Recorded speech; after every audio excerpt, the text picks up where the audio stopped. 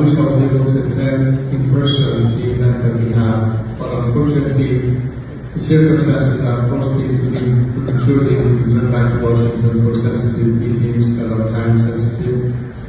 I'm sure you understand that. So instead, I'm sending you this message. First and foremost, to thank you for having invited me. I can tell you that the circumstances as we speak are dire in Iran. The regime has utilized the total darkness and cutting our computers away from the world to crack down on it severely. Many casualties have resulted as a result.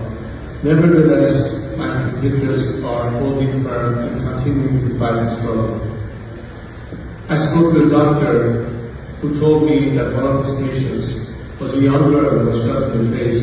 Her jaw was broken, and she asked the doctor to patch her up. And the doctor said, "What's the rush? You need to be treated." She said, "I want to family, please. I want to come to you and back. I want to be there to see my baby return, so we can ultimately be saved from this regime."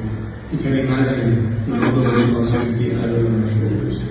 To respond to their call, we're fighting our fight. We are the boots on the ground, but we need further support. And I trust and hope that President Trump will, as promised through his story, in making sure that the Iranian people are not dying in vain, and to prevent more casualties, but to keep putting an end to this regime that has been nothing but evil, true evil.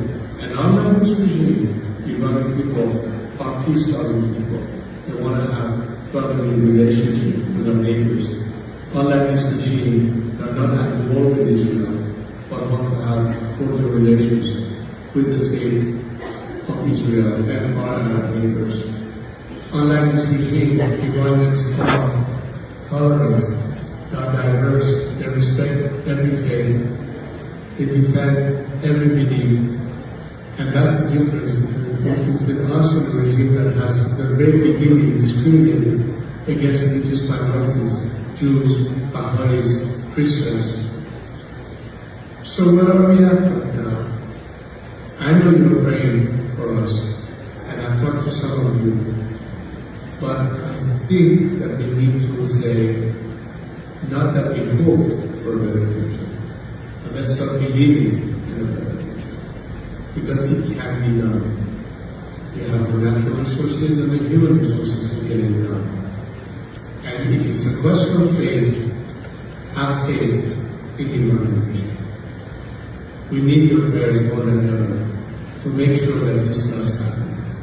And we will do our part. And I appreciate your solidarity and support. Thank you, my friends.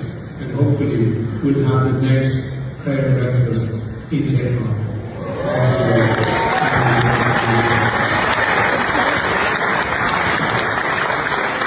Please stand.